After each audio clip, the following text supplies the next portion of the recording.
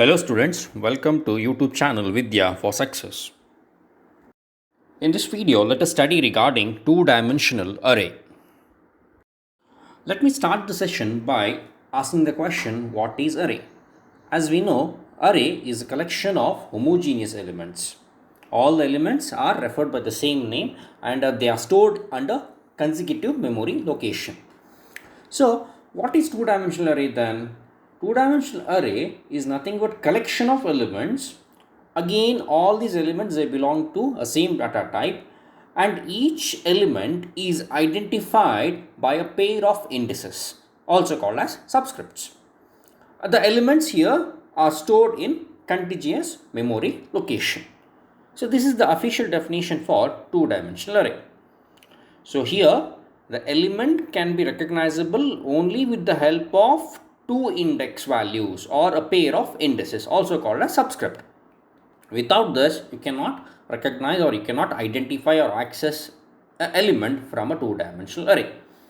So here, in order to work with a two-dimensional array, we will be considering so many number of rows and columns. Okay, so as you can notice on the screen, we have considered a table having m rows and n columns. So if a two-dimensional array has m rows and n columns, the elements can be accessed using indices I and j. So if you are having an array, what is array? Two-dimensional array here we are witnessing. So in this two-dimensional array, if you want to access a particular element or if you want to store an element into the array, then how that can be achieved? That can be achieved only with the help of two index values or a pair of indices. So here, for representation's sake, let us say that there are m rows and n columns, and each row is indicated with the index value I. Similarly, the columns are indicated with the index value j. Okay, so as we know already, always the starting location is indicated with 0. So here you can notice totally how many rows are there here in the diagram here. 0th row, first row, second row, third row, and m minus 1th row is the last row.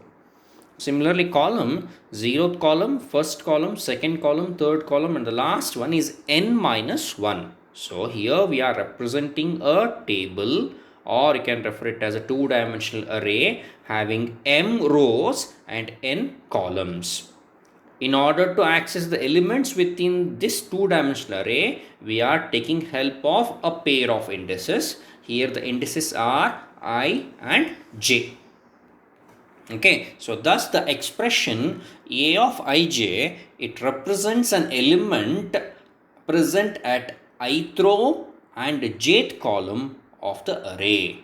So if you consider A of ij ಅಂತ consider ಮಾಡಿದರೆ, what does it represent? It represent ಅರೇದು ith row ಅಲ್ಲಿ ಯಾವುದೋ ith rowದು jth column ಅಲ್ಲಿ ಒಂದು ಎಲಿಮೆಂಟ್ನ ನೀವು represent ಮಾಡ್ತಿದ್ದೀರಾ ಅಂತ ಹೇಳ್ತಾ ಇದ್ದೀರಾ. Okay students, two-dimensional arrays are also referred as matrices or matrix. Even they can also be referred as tables. On the screen you can notice a table. What type of table it is? It is a table describing the items or articles or commodities sold by a particular entity. Let the entity be referred by the name ABC something. Okay, ಯಾವುದೋ ಒಂದು ದೊಡ್ಡ ಅಂಗಡಿ, multi national company ಅಂಗಡಿಯವರು, ತುಂಬ stores ಇದೆ.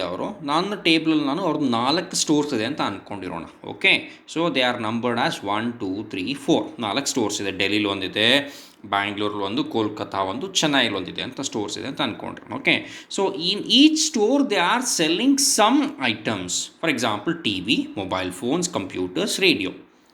So each item, how much they have sold, that need to be indicated. So in order to work with these type of practical problems, you cannot go with one-dimensional array. In one-dimensional array, you can represent elements only in linearly in one dimension, either row wise or column wise. But if you want to consider both row and column, then you need to consider two-dimensional array. So this is the best example for indicating how a two-dimensional array is represented in computers. So both rows as well as columns are considered here in this particular example, which is giving information regarding the stock table of a particular company. Representation of two-dimensional array in memory. Yes, now we are having little knowledge regarding what is two dimension. But how computer is going to represent it in its memory, I mean to say RAM. RAM ಅಲ್ಲಿ ಈ two dimensional ಮೆಮೊರಿನ ಹೇಗೆ representation ಮಾಡ್ತದೆ ಅದು ನಾನು ವ್ಯಾಲ್ಯೂಸ್ನ ಟೇಬಲಲ್ಲಿ two dimensional ಅರೇಲಿ ವ್ಯಾಲ್ಯೂಸ್ಗಳಿರ್ತದೆ ಈ ವ್ಯಾಲ್ಯೂಸ್ಗಳನ್ನು ರ್ಯಾಮಲ್ಲಿ ಎಲ್ಲೆಲ್ಲಿ storage ಮಾಡುತ್ತೆ first element ಎಲ್ಲಿ ಸ್ಟೋರೇಜ್ ಮಾಡುತ್ತೆ ನೆಕ್ಸ್ಟ್ ಎಲಿಮೆಂಟ್ ಎಲ್ಲಿ ಸ್ಟೋರೇಜ್ ಮಾಡುತ್ತೆ ಥರ್ಡ್ ರೋ ಎಲಿಮೆಂಟ್ ಎಲ್ಲಿ ಸ್ಟೋರೇಜ್ ಮಾಡುತ್ತೆ so that we need to understand so that's why ನಾವು we are considering the topic representation of two-dimensional array. So on the screen you can notice we have considered a table. Table is having m rows and n columns. Okay, always the starting row index is 0. It starts with 0. Similarly, always the column row index starts with 0. Okay, so array 0th row 0th column. It's not we have not considered any elements. Just plainly I have mentioned the addresser. Okay, array 0th row 0th column, similarly array 0th row first column, like that all these cells are referred by their addresses. Fine. So now how this particular two-dimensional array is represented in the memory, that we need to study. Array within the computer memory may be represented using two methods. The first one is row major representation and the second one is column major representation. Row major representation. So the name itself is indicating here representation will be done by considering row as an important element here. Okay, so weightage is given to the row elements. So let us consider an array here. As you can notice on the screen, we are having an array. The array is referred by the name A. It is having totally m rows and n columns. M means here row, n means column. Total we are having 3 rows and 4 columns. So totally how many elements can be accommodated in this particular array? M into n, that is 3 into 4, totally 12 elements can be accommodated. So how the representation is done? First row of an array occupies the first set of memory locations, followed by second row elements, and later the third row elements.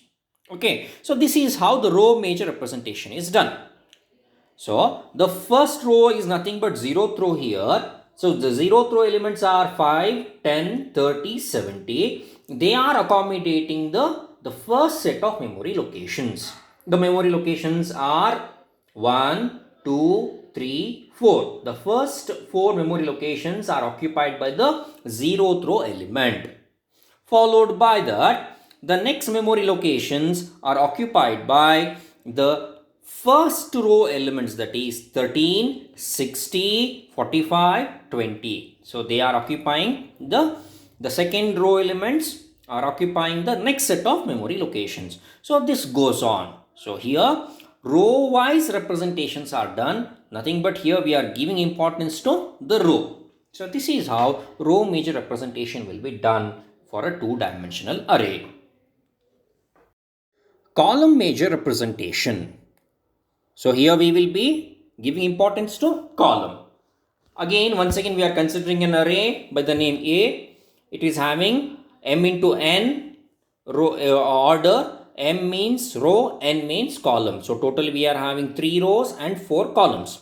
So what happens in column major representation? The first column elements of the array will occupy the first set of memory location. So here which are all the first column elements? 5, 13, 20. So these are the first column elements. So they will be occupying the first slots of memory location, followed by second column elements, that is 10, 60, 80. Next followed by 30, 45, 110. Later on the last is 70, 20, 25. So in column major representation, we will be placing the array elements according to the columns. So column will be given here importance.